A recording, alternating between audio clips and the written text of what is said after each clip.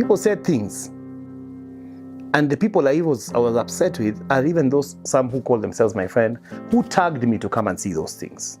You're a foolish person who sent a wife abroad. Have you seen how many women have been chukuliwad over there? And blah, blah, blah, blah, blah. Team Mafisi is ready waiting for her. I don't know what. This commitment is here. It's not even on our rings. It's not even on our, it's in the heart. There's only so much you can do. Kwani utakuwa kila mahali ukichunga bibi yako hata akiwa, will you follow everywhere? No, you won't. You leave it to God.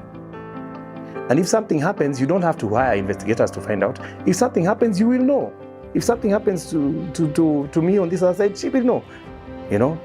And believe that your wife will meet people. Some of them will be men. Some of them will like her. But it does not mean that she will succumb. You have to have some faith. This marriage does not work without faith in someone.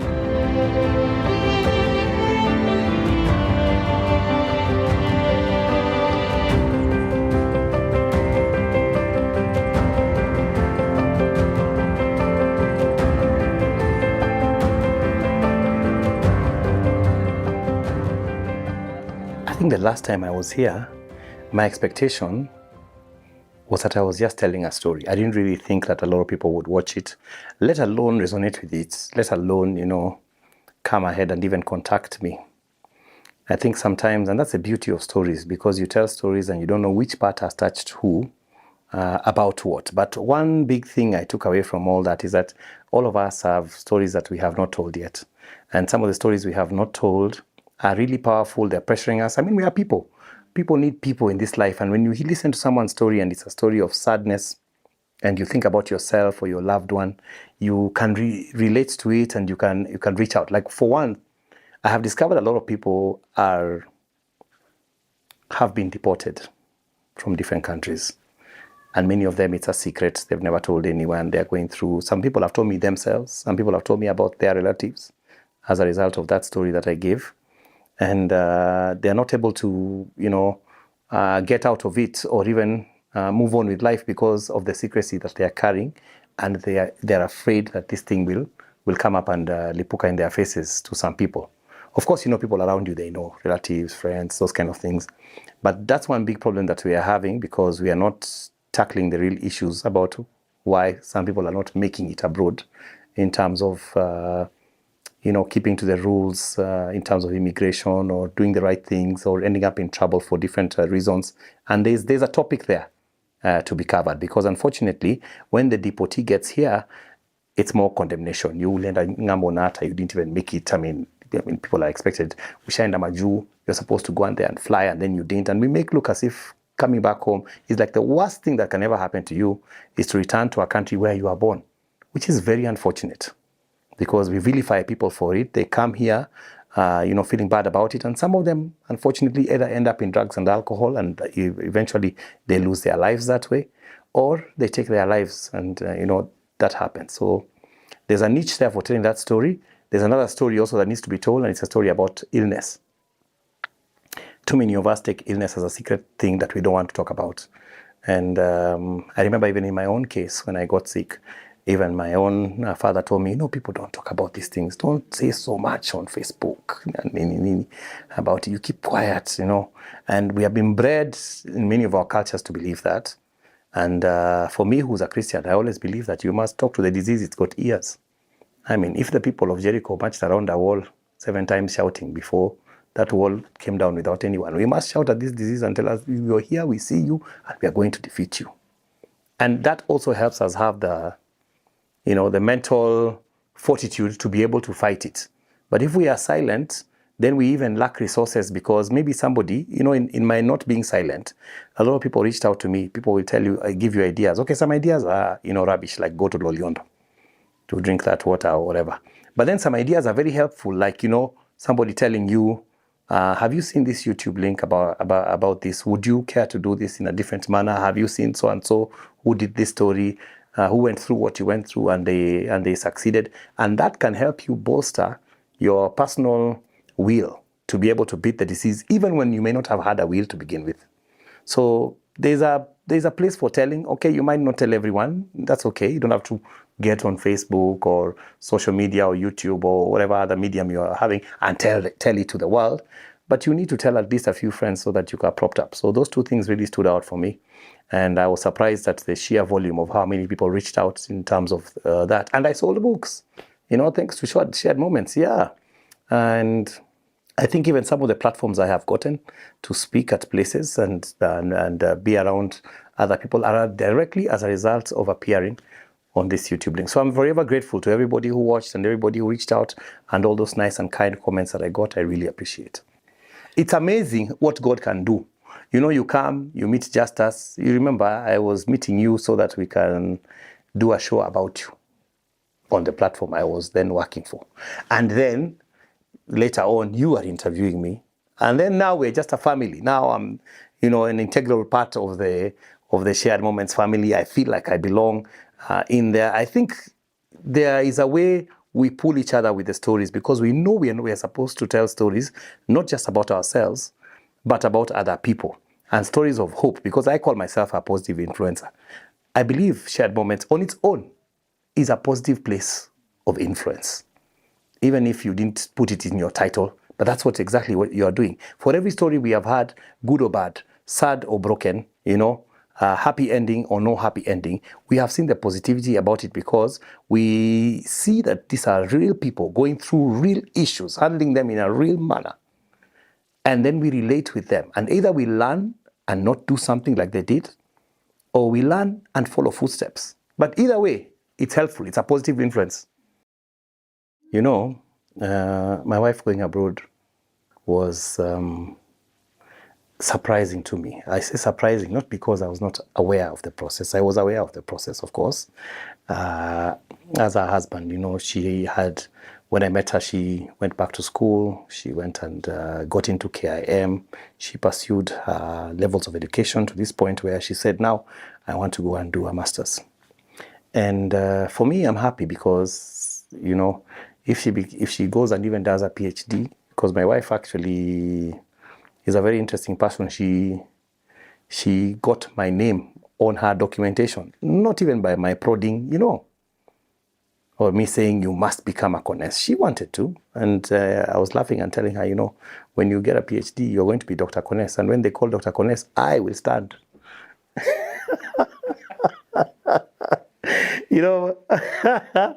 The proverb says that the guy who is what do they call her? That woman in Proverbs 31. The husband, he sits at the city gates and is proud of his wife, who is the Proverbs 31 woman, who's really, something else. So for her to go and pursue an education was a good thing. And I do believe that every relationship must add value one to another. If you find your wife and she's somebody who wants to soma, by all means, idea her to soma. If it's your husband, the same thing. If it's a dream, maybe they wanted to open a shop, they wanted to become a supermarket owner, but they wanted to start with a duka, we should all try and help each other achieve those dreams to some degree. Me, I had a dream. I believe from the beginning, I had a dream to write a book, even though I did not know it. At some point, I felt it. Then somebody, of course, told me something, and it's even harder. But that dream was helped immensely by my wife to come to life, and it's a good thing that you can do that for each other. It's part of love. I tell young people when you are dating, please find out what does your partner want in this life, because it's not just about lovey-dovey and kisses and hugs. It's also about enabling each other to grow. That enables the relationship to also grow. So when she wanted to go to Australia, and she had tried to go before and was not successful before I met her, there were so many dynamics in play. People looked at the age and, she's closer to 40 then. And there was all this talk about, if you're older, you might not get, blah, blah, blah. But we had a relative go who was about her age. So there was hope in that regard. So when the application went and we got this agent, and it took a long time for the decision to be made. Well, longer than mine, because mine I think was it was really something else. But it took about maybe 6 or so weeks from the time of the application being filed. And when the visa came, it came and she had 10 days to report to school because school was starting. And I remember the day she got the visa, she called me to town. And I had, you stayed waiting for these things until your life continues, until you don't even think about it. So we have gone 40. And she told me, babe, I've got the visa. And I was so happy for her. And immediately after happy, I panicked. I was now going to be the person who was going to take care of the kids. It's an enormous responsibility and it doesn't really hit you until it hits you. So those 10 days were our days. We had to go to Shags to say bye to Made. We had to, get her things in order. There was a lot of shopping. I remember there was a lot of lack of sleep in those 10 days. But it was the beginning of my lack of sleep for a long, long time. I wish I had known the night before that message that was the last night I was sleeping soundly, properly. Because after the 10 days lapsed and, we got her to the airport and, she flew out, I went back home exhausted and sleepless. It really hit me that I was coming into a phase of parenting presently alone and the other person remotely. And I had to take my daughter to school the following day, which I did. I got into car trouble that day, and I had the younger one inside the car. And we ended up stranded in the middle of the road somewhere, and I had to get back home at 2 o'clock. And my worries about the children. But I purposed within my heart from the very beginning that I was not going to let my children down. I even said it at the service, the farewell service, that I was not going to let down, my wife, and I was not going to let down my children. And especially my children because they were present. There's a way Daddy used to behave before Mom left. Then you've changed that scenario. Now Mom has left. Maybe now you start coming at 3 a.m. in the morning, or you're not seen over the weekends. You make a disappearance. I was not about to let that happen because I know eventually in future, these children will judge me for what I do now in the absence of their mother. And they won't forget. And so that has been a guiding light. That particular beacon. I do remember there were times in our marriage before this phase of my wife leaving where I don't think the wife would have trusted me with leaving me with the children. We had some msuko years. We talked about it in one of the shared moments, videos in the past when we were with her. But we had grown enough for that to happen now, and I was not going to let the ghosts of the past come and ruin it. And then another thing. My parents broke up after 38 years of marriage. And they always say that when you learn from something, something happens to you. Like they say, a son who had a drunk father and 2 sons had this one drunk father. One of them became an alcoholic because of the drunk father. The other one refused to ever take alcohol because of the drunk father. Same father, 2 different outcomes. So you can imagine for me now, this particular issue where I've come from, where before it's not expected that maybe I'll be a person who can be a model to his children. I purpose and I look at my family and the way my family broke up, and I tell myself, my dad missed out on something. He was just about to get it. He missed out on being a respectable mzee. Because he had been, in the church for a long time. He had been a pastor. He had, reached out to people. People really respected him. And he lost that when his marriage crumbled. He lost it to some, a huge part of a degree. And I don't want to lose that part. At my age of 70, 80, I don't want to be a mzee who lost respect. So because of him, again, I told myself I'm going to purpose to do differently, and I'm going to try harder than I saw was tried. And maybe that will change, it will change the trajectory of what happens to the generations further down. So the taking care of the children became a responsibility. Of course, a lot of adjustments took place. First of all, my bedroom was a mess. My wife had packed a lot of clothes. In fact, at Akalibia, extra kilos. She had packed, and she had thrown everything on the table, on the bed, everywhere. And I told her, it's okay, just pack. I'll take care of it. So some friends even had come in to assist her to do that. So when we left, when I came back home after the airport, the place looked like, it had been hit by a tornado. And now I'm sleepless. See, I told you. You would think that sleeplessness would translate into clearing up that room. Did it? No. I just moved those things around, threw them all in a heap, in a pile. I tell myself, okay, we are going to try and sleep in this bed. Tukalala kwa kitanda, wazee usingizi yakam, nini, unajipa pressure until, your usingizi comes towards the morning. Now you're falling asleep. And for the next 4 days, I was unable to make that room properly. I was making it in phases. And it hit me. First of all, it hit me that's because after I made the room, I realized that half the wardrobe was still full. It hit me that my wife has got a lot of clothes anyway. Huyu ameenda na nguo zimejaa. How is that possible? Huh? Number two, I realized that the things she was doing, can I really do them? This lady could tear this room into that. Sometimes, because she likes when she's cleaning, she tosses everything around.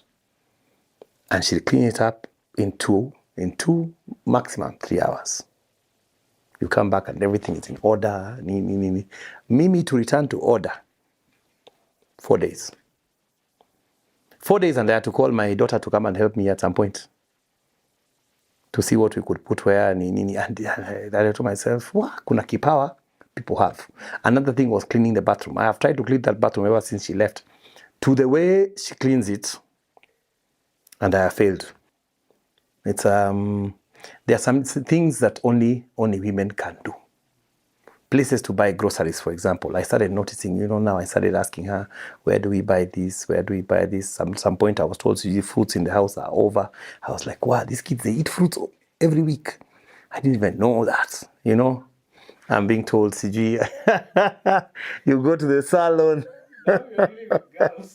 Now I'm dealing with girls, man. Say, hey, I have to get the salon on speed dial. Now I have to learn hairstyles because my daughters will be like, oh, do you know this style? So I know Mosodo, I know CG Beehive, CG what. My daughters are discussing those styles and I have to get into the conversation. Things I never thought I would ever want to know. Or that they have so many different oils for different things. I mean, oil ya nywele, CG oil, CG ya nini, CG oil ya elbows, CG oil ya nini. I don't know how these ladies are operating with like 4 or 5 oils. And maybe it's just, one oil fits all. Ya kupaka kichwa na ya kupaka magoti. The soles of your feet and you're gone. But it has been interesting to note that about girls and also to even see their temperaments. These girls, even the way they are treated starts very early. And because I realize I am the first man they are dealing with, I have the unique responsibility of giving them an idea of what a man should be like. Because from me, they'll make a lot of judgments about men everywhere. So I need to be able to give them a standard that they can, a realistic standard, not for men to fall short of, but also a standard enough for my girls not to stoop low in their search for a partner one day.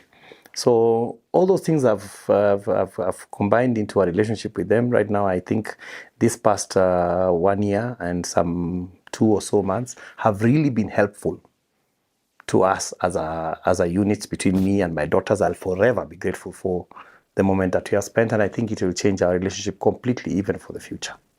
There have been moments where I've had to call their mom to step in to have a conversation with them, because I felt like this one has really gone a bit beyond me or something.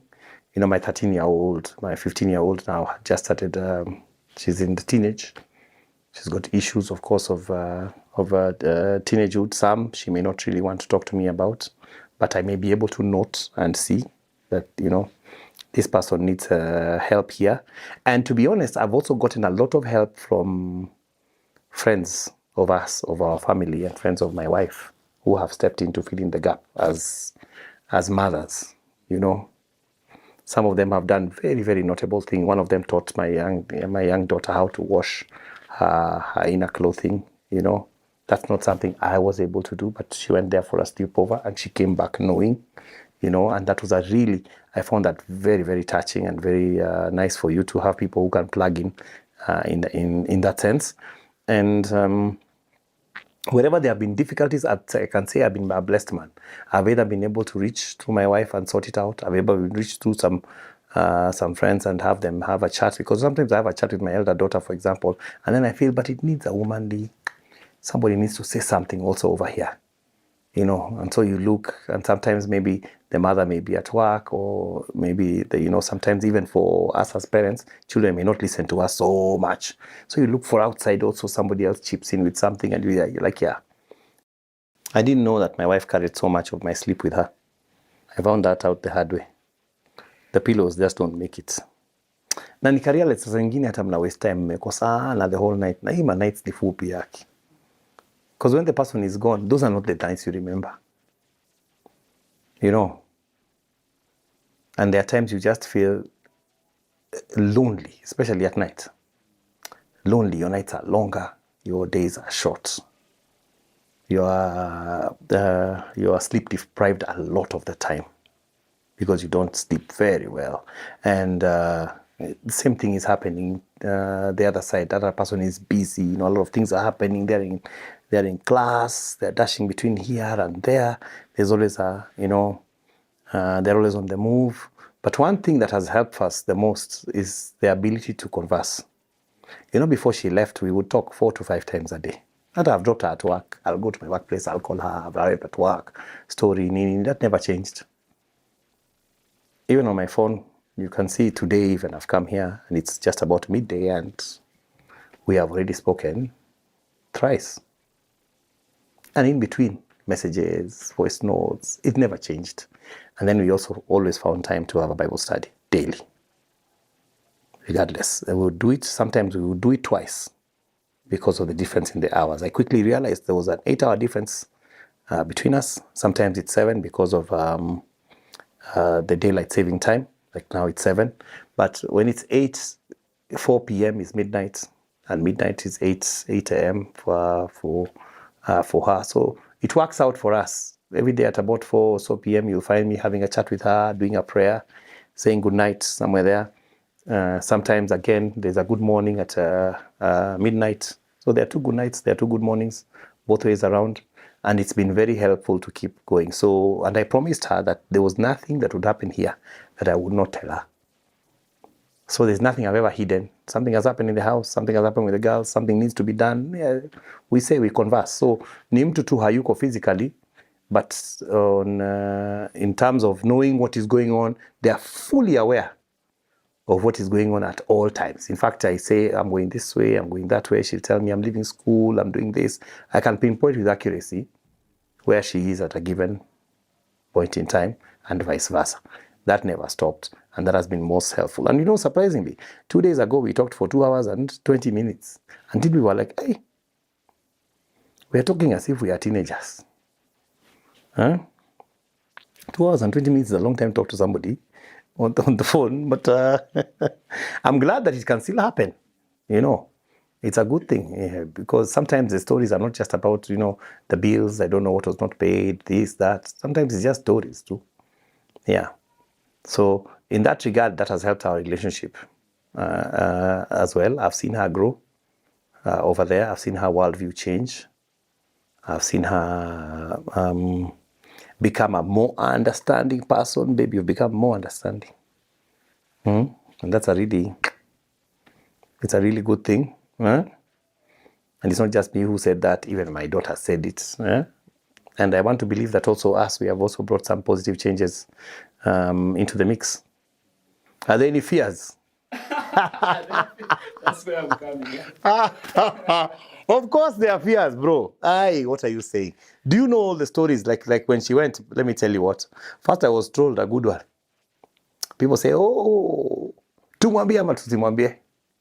I don't think that there was any way I was going to hide that my wife was abroad. At some point, and no, your hiding is even worse, because at some point they're like, hey, the wife yake alienda, ama alimwacha, that's why he's not talking. People will always have something to say. So you celebrate your wife, she's gone to do something, to go and study. Some people over there are like, are you imeenda? I mean, people are really, I have seen that there is a particular type of thing nowadays where guys really enjoy telling you that you are union bounced. I don't know where it's coming from. I've seen it happen to many, of the celebrities. People will remind you, every now and then somebody, you say something and they bring a picture of your wedding from 2016. Anaminyi. I didn't say congratulations. Wanaongeza hapo kwa, and they know you've broken up and it's over and stuff. Guys are just mean. We just have to accept that we are living in a much meaner world than used to be there, and the meanness is now in our faces.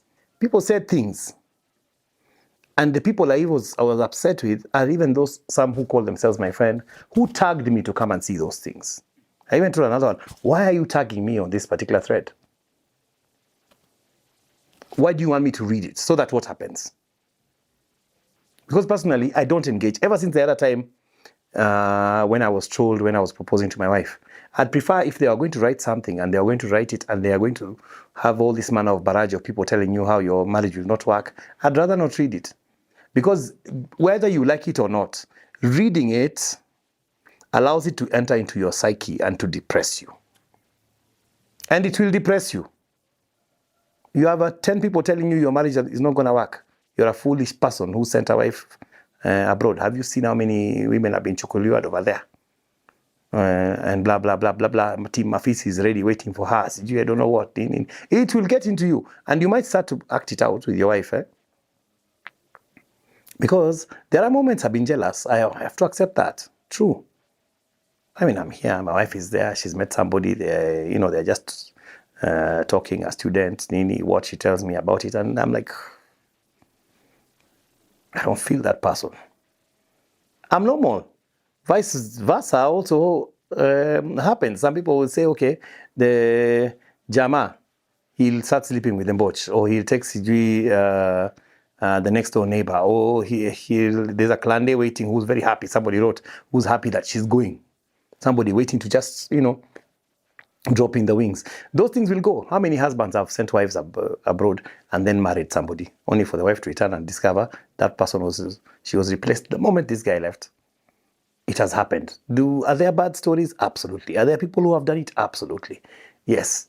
Is it possible that a wife can go and be taken over in a foreign country? Absolutely. It's possible. But you have to look at yourself and look at your relationship and your two people and ask yourselves whether this will happen to us and how committed we are to it not happening to us. And the only way you can buffer it is, one, by the communication I'm talking about. All we have now is communication, across the lines. Daily, talking what. And the next thing we have to actually put in there is a high level of understanding. And believe that your wife will meet people. Some of them will be men. Some of them will like her. But it does not mean that she will succumb. You have to have some faith. This marriage does not work without faith in someone. Do you really need someone to go out of the country to go and show you what's up? Someone can leave you right here. There's a place I used to go to, this particular hotel, where the parking lot is always full. And there's no one in the hotel. But it has rooms. They make more money in the daytime than at night. And they sell nice meat. You sit there, but you're having nyama. Parking lot is full. But hakuna watu hapo. You're not seeing anyone. You're like, wow, all these people. And then they tell you, people are shacked up. Some of them will go home in the evening, do what? I mean, this commitment is here. It's not even on our rings. It's not even on our, it's in the heart. Are we committed to this relationship? And if you commit, and the other person does not commit, yeah, and you end up in a bad place because that person betrayed you, yeah, then in my opinion, the only thing you can pat yourself on the back is that you, as a person, gave it your best shot. Sindio? Because I think the fear is usually of people saying, what if I am the one who has done so much and the other person has betrayed me? Good for you, you're a good person. You did very much. An unfortunate thing happened. But it should not change you from being the person that you are. Sindio? So first is a commitment to yourself that no matter what happens, I, Levi, will not betray this covenant that I have made for this marriage. Yeah? And if the other person betrays it, then let it not be because I did it. And then they do the same thing. So what do? You then extend a hand of trust because the other person has also told you, I'm not going to betray you. You extend a hand of trust, a hand of friendship, a hand of faith. And you leave it to God. There's only so much you can do. Kwani utakuwa kila mahali ukichunga bibi yako hata akiwa hapa? Will you follow everywhere? No, you won't. You leave it to God. And if something happens, you don't have to hire investigators to find out. If something happens, you will know.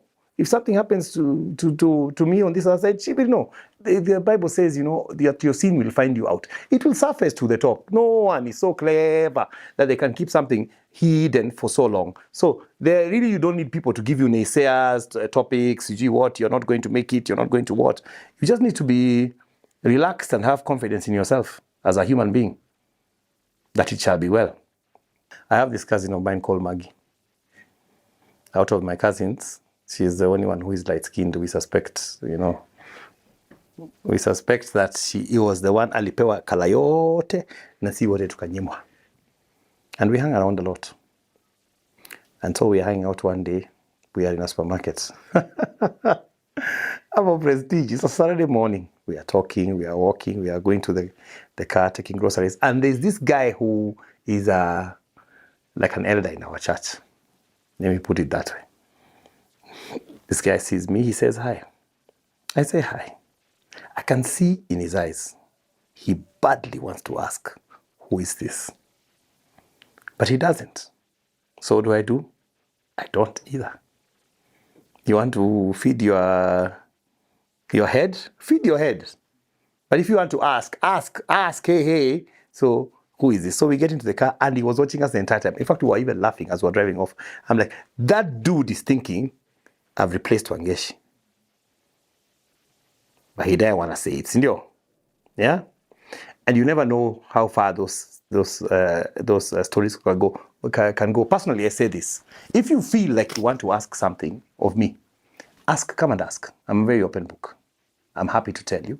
It's this. In the same breath, if you're going to inform me and you feel that it is your place to come and inform me of an impropriety, then it better be 100% true.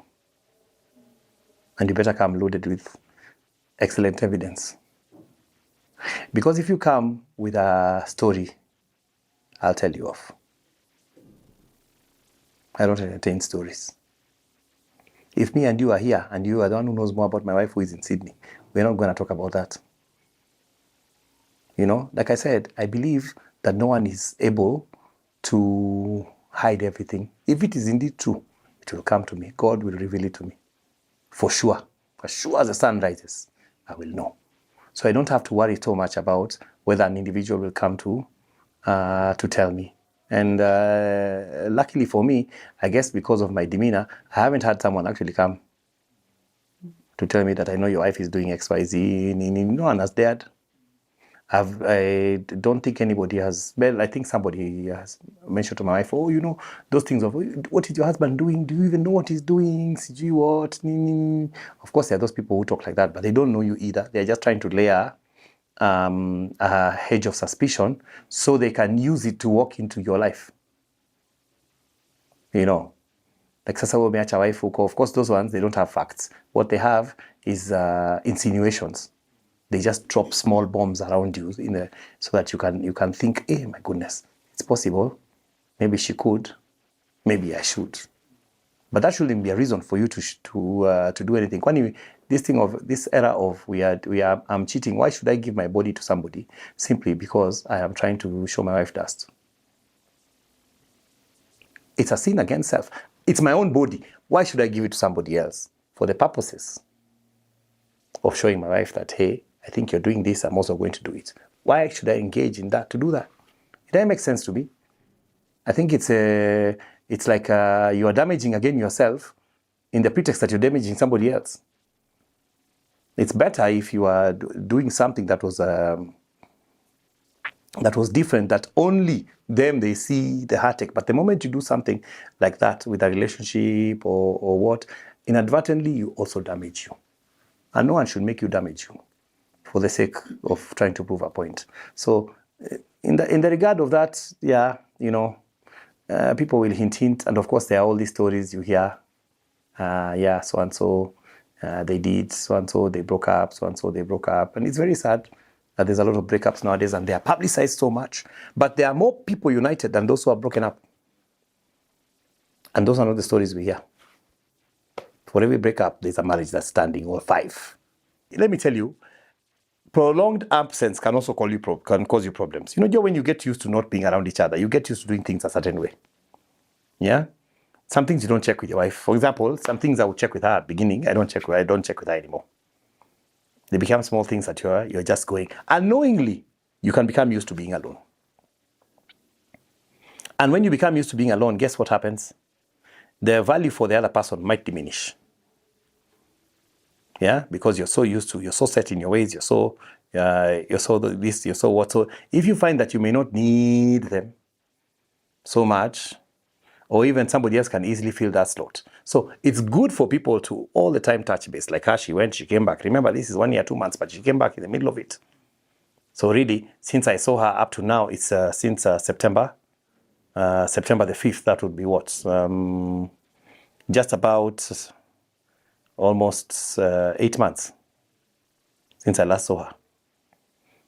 So that feeling of being together is necessary. It should not be prolonged for too long. Technology has helped us because we can do video calls, we can do voice notes, we can do calls, and thank God for technology nowadays. You can talk to someone as if they are here and talk to them all the time. I don't know, in the past it was very difficult. People would do the post office 3 weeks, 6 weeks for a letter to come and go. It was very, very difficult.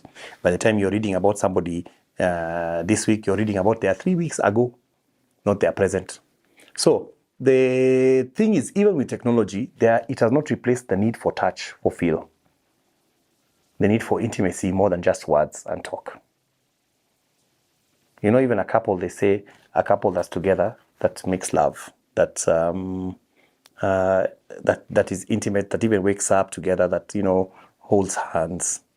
Half the job is already done with that kind of contact.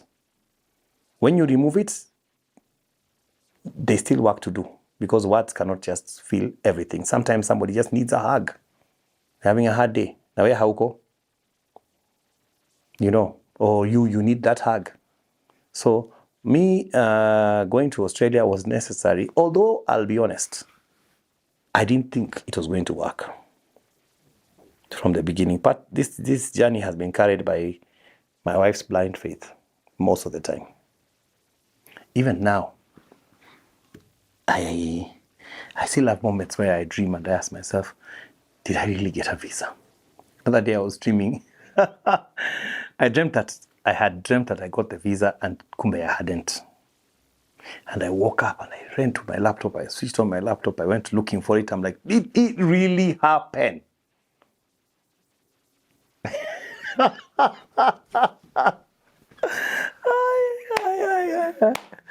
In this lifetime, did that really happen? Like, oh God. I'll tell you what happened. So my wife came for my book launch.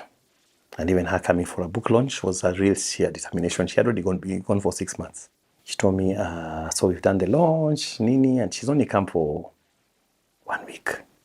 It was the shortest 1 week of my life. Like she arrived, and it was like she arrived, and it was time to go.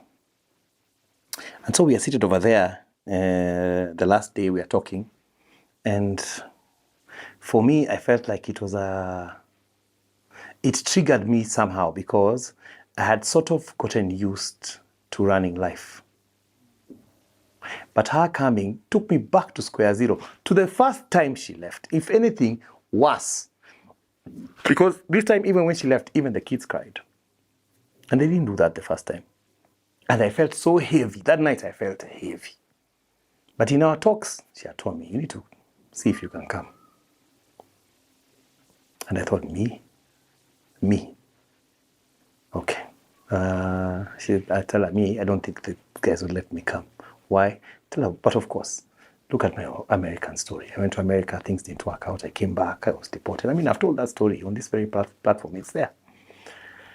And I'm like, will they really accept me to go to Australia? I don't think so. There is that talk about the Five Eyes sharing information. And the Five Eyes are Australia, America, the UK, Canada, New Zealand. They share info. Most times you don't get a visa for one, you have a hard time getting into the other four. You know, you get deported from one, you've got a hard time getting into the other four. You mess up in one, you have a hard time getting into the other four. You know, not impossible, but a difficult time. There are people who have done it, but not impossible. But when it comes to an issue like deportation, it's a more compounded issue. You know, you are actually deported from a country like America. My goodness. Why? What did you do? So she says, apply. It's been 21 years since you were in America. Surely, they can't have a problem with that. I'm like, okay. Ideally, they shouldn't have a problem with that. So at first, I went to get passport for the kids. I was supposed to apply with the children together. So we went, as soon as the day my wife left, it was September the 5th. She left on 4th. On 5th, I was going to apply for the kids' passports before they returned to school. And when I went to the application, somebody had told me, go to Kisii. It's a faster place. The passports are coming out in 5 days. You remember those things people tell you, enda huku, enda huku. Sisi yao, paka Kisii. We don't even know anyone in Kisii. We land in Kisii. We find a very nice guy, head of immigration there. And we make the application. And I'm waiting for 5 days. I make an application with them. 5 days later, nothing. And I was happy that that happened because I really didn't want to make an application with them because I thought I would risk their ability to pass because of my own issues. So I tell my wife, okay, let me just make the application alone. We can wait for the passports, but no problem. And we go ahead, we make an application. Problem number one we ran into was the day I went for medicals. I have high blood pressure.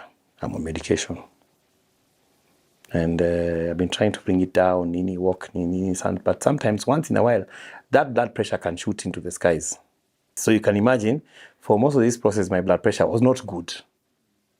I was even posting on Facebook around that time. I was eating thorn melon. Have you tasted thorn melon? Vile hiyo kitu ni kama kukula mbao.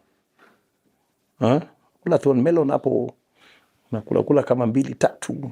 Unaamka asubuhi unafanya hizo ma exercises to reduce pressure. Anyway, I go for the medical. On the day I arrive at the medical place, and just as after being cleared, I'm waiting to see the doctor for the medical. I've done the x-rays, but now you see the doctor anachukua sasa pressure, all those. I get a phone call from my wife. She has had an accident. We had talked on my way there. She was driving at that point in time. And how are we? By the time I am calling her, and it's me who's calling her, I'm asking her, hey, how's it going? She's just had an accident. So you can imagine the pressure I was feeling. But maybe I should have known that was sign number one. Because on that day, my pressure was absolutely normal. It was more normal than I had ever had it on medication at any given one point. And these are some things, God can hint to you, I'm going to take care of you. But you are like Abraham, you're like, really? And then the doctor said something to me. She said, it was a lady doctor. She said, do you have a yellow fever certificate? I said, yeah, and I was going to remove it. She said, no. I don't need to see it. You're going to need it at the airport. I was like, hey, uyashaona nimeenda. You live there on kind of a high, you're... but now I'm dealing also with my wife. She has called me. She's had an accident, so she's going in a tow truck. Luckily, she was not injured. It was just a car that was really bashed up, and that got taken care of. But that should have been my first sign.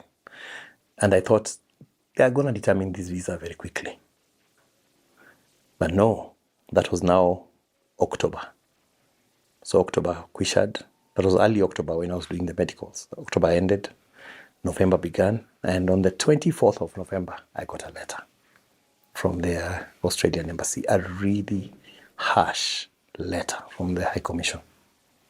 On the website, it says that this application for a spouse will be determined within 57 days. And I've seen people, there's a friend of mine, by the way. This guy, his wife went to Australia in January of that year. Yeah? I think she went in January or something. In June, he made an application. He made an application and then he was traveling back to Shags. He applied today, 8 days. 8. Count 1, 2, 3, 4, 5, 6, 7, 8 days. Boom, he's got a visa. He came back to Nairobi. I took him to the airport. He left. During the process, he's there. He applied for the children. 3 months later, kidogo, he has come back. I'm still Mimi in my first application. He has come back. He has picked up the kids again. He said goodbyes. He went. Some people, it happened so fast. You know, within that window, it was supposed to happen. So ideally, you would think, since I applied in September, maybe October ipite, and towards the end of November, I get a reply, which I did. It just wasn't a visa. So that reply, the harsh letter I was getting, was within maybe that time frame. Maybe if I did not have an issue, I would have gotten a visa at that point. Maybe. But the letter was an S57 request. It's a natural justice letter. It's basically one of those letters you should never get from the High Commission. Because if the department sends you such a letter, there's a very good chance they're going to say no. Very high. All they're doing is they're telling me, like, okay, it said something like this. We have received information that you are in the United States of America and that you are removed.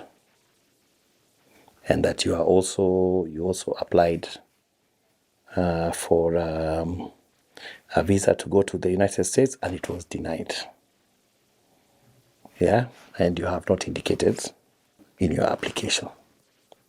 Now what happened is I had an agent who was having a chat with me the day he was filing this application. And you know, we say one of the terrible things about agents in Kenya is that many of them do not want to give you access to all the information. For example, you're supposed to have an IMI account of your own, and many agents don't let you have that. They want to be controlling because I think they fear that if they give you access, you might not need them. Which is true, because an application, you can make it on your own. Like my wife went and never had an IMI account to her name, but she could have had it. That account is an account where even you can access and see, the correspondence, but the agents withhold that from you so that they can become the master and commander of your fate. They get all the information, they give it to you, and that's a terrible, terrible thing agents are doing. And it's getting a lot of people into a lot of problems. So on the day we're filling that application, this agent didn't even really consult me. Amejaza maswali mingi, I'm sending him all the information. Ideally, I should sit with him and answer the questions. Yeah? But he, in his heart, believes that there's no point of telling these guys when you have a question like, were you ever deported from a country? There's no point of saying yes, because it's been 20 years, they won't find out anyway. And so you tick no and send it in. And me, I'm asking, oh, is everything okay? Everything is okay. I have no idea, that such a question has been ticked no. But here I am getting a letter to that effect that I have attempted to lie that I was in the US. Me, attempt to lie that I was in the US. Me who has been on YouTube here on Shared Moments. Me who has books. Me who has talked about it on Facebook everywhere. What's there to lie about? Who doesn't know about my story that knows me?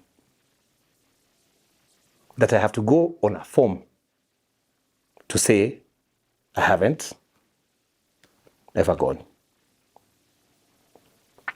So when I saw that letter, my heart was broken. I was like, what? And they gave me 3 days to reply. And the agent was saying, we need a lawyer. And I said, no, we don't need a lawyer. These people want to hear from me. They just want the truth of the matter. And so I told them there was a miscommunication between me and the agent. He's the one who was filling on that day. Luckily, we were filling by Google Meet, and that Google Meet collapsed. And I had the evidence of the Google Meet. I sent it to them. I said, look, this guy just failed. And I believe in his own best way, he must have thought that those questions were not applicable. But the truth of the matter is I was in the States. That's not a lie. I don't lie about it. I tell the truth about it. I didn't go to school. I violated my immigration status. That's true. And I was deported. And it's not a lie, I told them. And I told them now on the issue of the application for a visa. I do remember applying for a visa to go to the US to bring my sister's body when she died. And I remember it was rejected on application. I didn't think that it was written as an application for, I didn't even get to go to the embassy. You understand what I'm saying? Never went for an interview, really. It was rejected on application. So to me, it never really constituted the denial of a visa per se because it was cut off at the source. But if that is the implication, that was the reason why. So I sent a certificate of death of my sister. I sent a letter of invitation by the funeral home that had written to us to ask to go and pick the body. And I said, this was why this application had even started. But it was a non-starter. It failed. As for the deportation story, I sent them my book. I said, I have a PDF copy. I've talked about this thing. Here it is. I've been on Shared Moments. I sent them your links, bro. I think they might even be following you now. Send them. I said, I've been on Shared Moments. I've had these books. It's been talked about on The Nation. Here's a link. Here on Standard, here's a link. I said, if you Google me, this is what comes up. I even put my Google search there. I said, there is no reason for me, because the first thing you Google me, you are hit with the deportation stories. I'm like, there's no reason for me to write on any form to try and mislead anyone that never happened, when it's a story that has changed my life, a story that I'm using to change lives, a story that I own, that I have no problem rehashing anywhere. So for me, I think that's a terrible thing that has happened. But to be honest, where I'm coming from, I've got nothing to hide in as far as those two things are concerned. And 3 days later, I got a reply. Remember, I replied overnight. I'd been given 3 days. I sat at night. Before 12 hours had lapsed from the receipt of that letter, I had replied. Yeah. I was with my friends Samson and Dickens. We were in Eldoret. I'd gone for a job at LD. I just landed in LD. And then I'm seeing that thing. Aki shook me to the core. I sat down. Just told them, look, I just have to think this thing through. Niliandika, nikaandika. Nisema si mimi ndio mwandishi. Here, let me say what I need to say. Hey, that letter, even if you go to YouTube and Google S57, boss, kwanza I did some research on it. I did some research on people who have gotten it and what they have said. Where? The percentage of you moving past that one is very low. It's a notice of intent to reject a visa. But tell us something. Sema tu kitu tuone kama inaweza badilisha kitu, but we are going to reject. So after that, I got something called an S56 request, which is a kinder request. It's a step down from the serious one. This one asks for further information.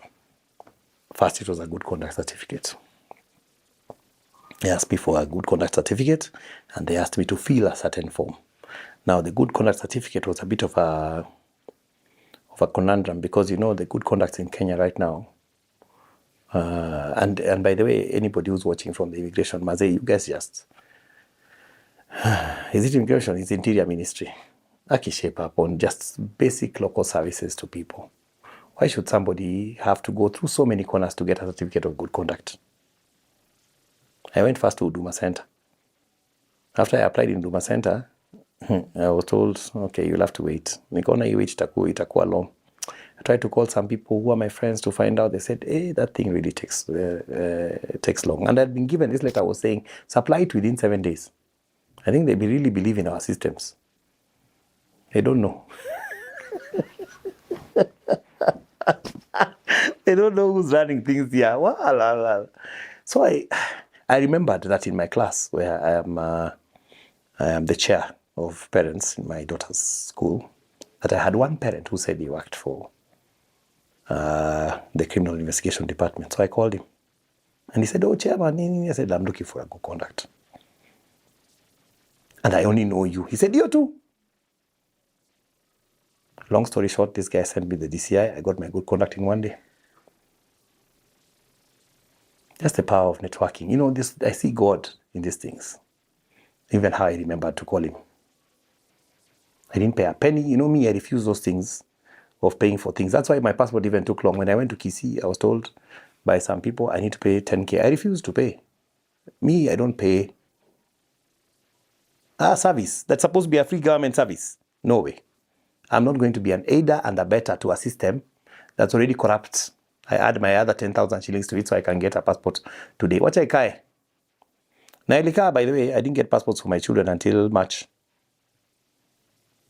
But okay, sawa. What I kai uko ndani. I even wrote on Facebook, if you people know a plug who does not ask for money, give me. But the people sent to me onto my inbox, all of them asked me for money. Anyway, I digress on that story. So anyway, I got the good conduct. That was one of the documents. The other document was something called a Form 80. That form is usually not filled for applications of that nature. They're usually very higher up applications, I think, for skilled visa or for like permanent residency, those kind of things. But it's a very detailed document. You have to write everywhere you've ever gone to school, every place you've ever worked in your life. You have to write month to month everywhere you've ever lived. Month to month, brother. I went looking for some colleges that I went to and found out one was closed in LD. And the owner died. But you indicate, to the best, okay, they do say to the best of your knowledge. They understand that you may have forgotten, but just indicate that maybe there's somewhere else here you may have forgotten. But as much as possible, cover the gaps. Cover the gap for every country you've ever visited, for what purpose and why, even if it's 2 days. Cover all the passports you've ever held. Go to brothers and sisters dead or alive and citizenship, where they are. Do the same with brothers and sisters of the spouse and your spouse as well. You know, it's a detailed document. You open your life like that. And bear in mind that, of course, if you're saying these things and any of them is found to be a discrepancy, at any point, now especially me, who has looked like he might have wanted to say a wrong thing before, bear in mind that anything that comes up now, you can be not only rejected, but charged for it as well, for trying to obtain a visa fraudulently. So you feel it. Of course, me being the Kenyan that I am, I had to take copies. Niende ni print kwanza ndo niandike kama Kenya kangu. Because when you're feeling you have one shot, you can feel this thing now, feel vitu zako unaumia. So lazima ukuwe na kama Kenya hivi unacheki, una double check nini. I feel it, I sent it. And I waited. And a few days later, another 3 days, I think it was December 4th now, I get another letter and it says, we want a FBI certificate, also known as a certificate of good conduct from the United States of America. But the FBI are the ones that give it. Now, I don't even know where people go for an FBI certificate. Well, do you know anyone who has an FBI certificate? Yeah, other than me now. Now you know me. FBI certified. I tell you, Akizivitu, you run, you do what? So I was on the internet looking for an FBI certificate. I'm talking to my friend Ronch. By the way, kudos Ronch, man. That's a good man in the US. Both of us are on our laptops. He's looking, I'm looking, and we get on this website and we find that it's possible to get an FBI certificate. You pay some amount of money, you download a form. That form, you take it to the DCI, you take your fingerprints. Yeah, you have to remember your social security number. Thank God I'm good with numbers, I remember it. And then you FedEx it to Virginia, to their headquarters. And from there, they send you a hard copy on an address of your choosing. Of course, I chose my friends, and a soft copy on email. So we fill the form. We fill that form. The following morning, I'm at the DCI early in the morning. I do the whole printing. In fact, I didn't have the money to pay for that thing, but my friend is like, Buda, he's already swiped a card. I'm like, dude, inakulipia. Enda ufanye hiyo kitu tuone where we are going with this story. It's now become an interesting story of how far are we going. You know, God can really help you with special brothers who can hold you along the way. And we go there, and and I go to the DCI. I take the thing there. The next thing, I'm at the FedEx. I decided to go to FedEx headquarters in JKIA. Ndio nikuwe kwa airport. Ndio isitoke ati town inaenda airport ipotee mahali. Mimi nishapeleka kwa airport. It's just supposed to fly out. I paid for FedEx priority. It's a lot of money. I think it was like 13,000 or something like that. Priority means you should reach there in 3 days. Did it reach there in 3 days? Hey. Nope. But now I have a tracking number. Kidogo I'm seeing this thing iko Dubai. Kidogo iko France. Kidogo inatangatanga isijui iko Tennessee. It's going everywhere except where it's supposed to end up. So I realized I'm running out of my 7 days. I wrote a letter to the Australians. I told them I'm running out of this time. Yeah, but here's the tracking number. It's not my fault. I've done everything. I FedExed it in good time. Here's the tracking number. You can also follow and check. They were cool. We'll wait. They're patient people. So tukaangalia kitu kibounce kidogo ikaingia the US. Nikaona imeingia imekuwa delivered. I think on the 13th day. And FedEx, you owe me a refund for saying it will reach in 3 days. Haikufika. So they write back 2 days later. Now we are December 15th. They write back. They say, we have received your application, but we have a backlog. We are processing these applications up to 75 working days. Working. Yeah.